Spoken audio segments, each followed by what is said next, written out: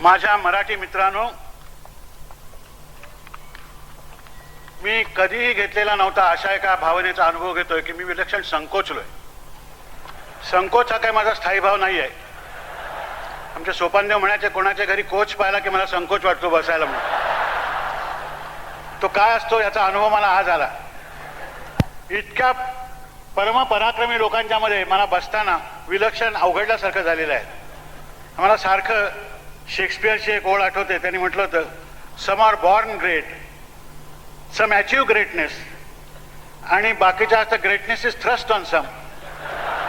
त्या पहिल्या याच्यामध्ये शिवाजी महाराजांच्या सारखे बॉर्न ग्रेट असतात, त्याच्यानंतर लोकमान्य टिळकांच्या सारखे अचीव्ह ग्रेटनेस केलेले असे असतात, आणि तिसऱ्या कॅटेगरीमध्ये माझ्यासारखे असतात कोणीतरी की greatness is thrust on them. त्याचा अनुभव मला अतिशय चांगला आला. आता मी ज्यांच्यातर्फे आभार मानावे असं सांगितलं, ती माणसं इतकी पराक्रमी आणि इतकी मोठी आहेत की त्यांच्या वतीने उभं राहणं हाच मला एक माझा सगळ्यात मोठा गौरव आहे असं वाटतं. इथे बसलेली माणसं एक एक एक पहा काय काय आहेत. मी काय प्रत्येकाचं वर्णनही करणार नाही, त्याची गरज नाही. आता लताच आहे इथे बसलेली. मला जर कोणी विचारलं आकाशात देव आहे का, ते मी सांगेन मला माहिती नाही. मला माहिती एकच की ह्या आकाशामध्ये सूर्य आहे, चंद्र आहे आणि लताचा स्वर आहे.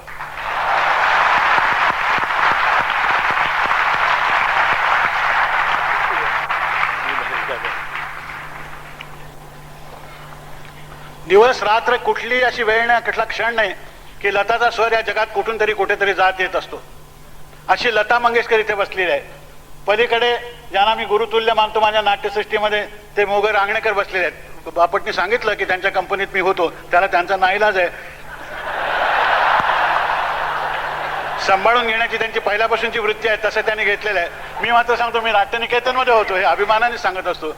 तर असा अभिमान ज्याच्यामुळे मला मिळाला असे लोक आहेत. इथे जी तेजस्वी मंडळी आहेत, आता आमचे राजाराम बापू आहेत तिथे बसलेले, 103 वर्षाचा तरुण मनुष्य असं यांनी वर्णन केलं होतं. त्यांच्या इतका उत्तम गोंधळ राजकीय माणसाला सुद्धा घालता येत नाही तुम्हाला सांगतो.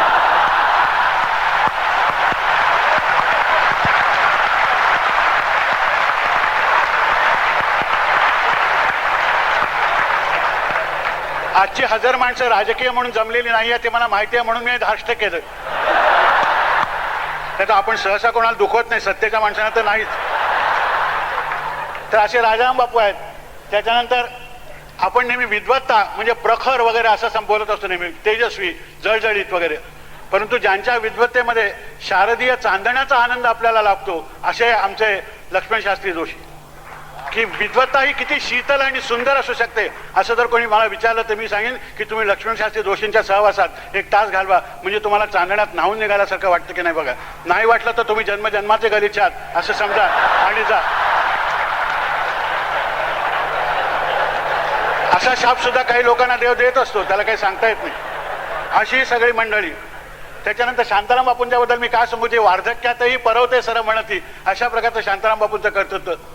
ही सगळी अशी माणसं बसलेली असताना मी आभाराला शब्द कुठून आणू मला खरोखरच माहिती नाही. एक तर आभार, धन्यवाद वगैरे मराठी शब्द नाही. कोणाच्याही घरी तुम्ही गेलात, काही जरा पिठलं पिठलं खाल्लं, काहीतरी चांगलं जेवलं, आज तुमचा आभारी आहे म्हटलं मा कृत्रिम नाटकी मनुष्य असं म्हणतो. आम्हाला नाटकाची इतकी भीती आहे नाटक वाटेल्याची की पाय धरून नमस्कार केला तरी बापटला वाटलं हे अभिनय नाही हे लोकांना सांगावं. पण बापटांना मला हे सांगावं असं वाटतं की आज जगामध्ये ज्यांचे पाय धरावे असे पाय मिळत नाही ते लाभले, तर ते धरले तर काय चुकलं.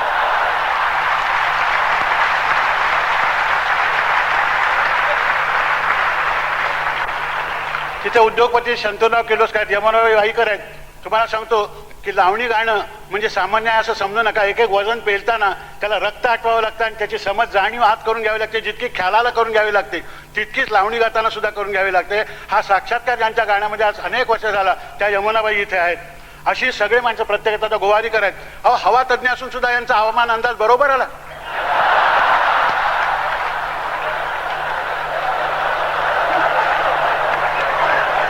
थक्क झालो. म्हणजे पाऊस हल्ली कोणाचा ऐकत नाही, यांचा ऐकतो की काय असं मला वाटायला लागलेलं आहे. कारण आमच्या पुण्याचा हवामान तज्ञ the Poona climate doesn't agree with me म्हणून सोडून गेला होता.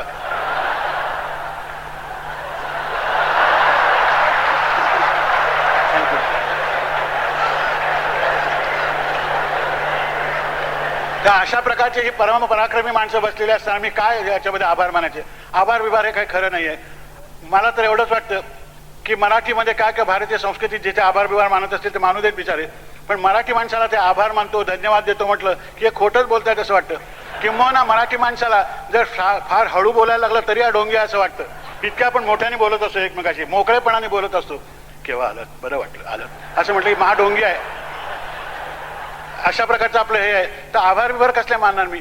ह्या लोकांनी आम्हाला अतिशय सुंदर भेट दिली आहे. ते काय आपल्याला तिथून लक्षात आलं, तो लामण दिवा आहे. हा लामण दिवा मी एवढंच सांगतो की आम्हा सगळ्यांच्या घरी सदैव पेटत निश्चित राहील. फक्त तेवढे तेलाचे भाव खाली आले तर बरं होईल.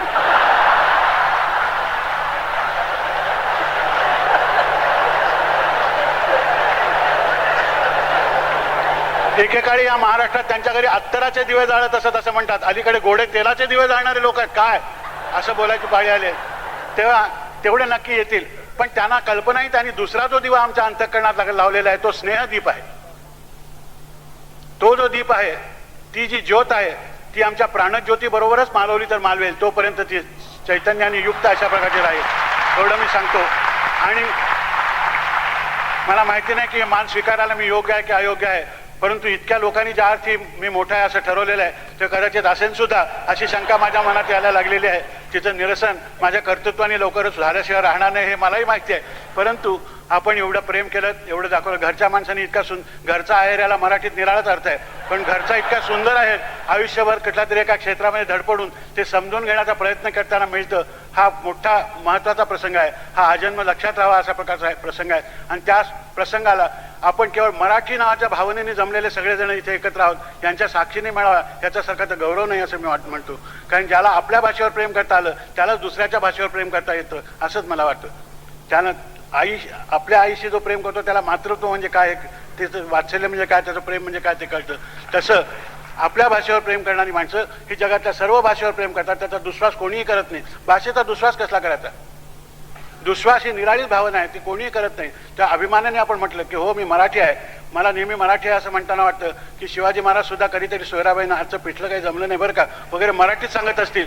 ही कल्पना मला खूप बरी वाटते की थोर माणसं मराठीत बोलतात वगैरे. तर अशा थोर माणसांनी जी भाषा समृद्ध केली त्यातलेच आपण एक लहानसे आहोत. ही बाकीची मंडळी मोठी आहेत, त्या मनाने लहानसा असून सुद्धा मला तुम्ही मोठा केलात. हे महाराष्ट्र धर्माला जागलात की नाही मला माहिती नाही. तर आपल्याकडे सामान्यतः मोठा मनुष्य असला तरी आहे ठीक आहे वगैरे असं, नाही तर चढून जाईल अशा प्रकारची आपल्याला काहीतरी भीती असते.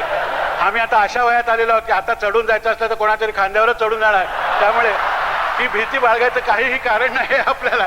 तर आपण हा जो सन्मान केलात याबद्दल आपल्या सर्वांचे मी अत्यंत मनापासून आभार मानतो आणि धन्यवाद देतो. कारण दुसरे शब्द नाहीत माझ्याकडे ते बोलायला. म्हणून एवढं सांगतो की आपली आजचा क्षण हा आयुष्यातले जे अत्यंत परमोच्च आनंदाचे, कृतज्ञतेचे, श्रद्धेचे क्षण आहेत त्यातला क्षण हा आहे. त्याचा अनुभव मी घेताना तो शब्दांनी व्यक्त करण्यासारखा नाही, आणि जे शब्दांनी व्यक्त करण्यासारखं असतं ते काय फारसं सांगण्यासारखं असतं असं मला वाटत नाही. तर हा असा अनिर्वचनीय अनुभव दिल्याबद्दल मी पुन्हा एकदा आपलं ऋण व्यक्त करतो आणि कृतज्ञ वाटतो.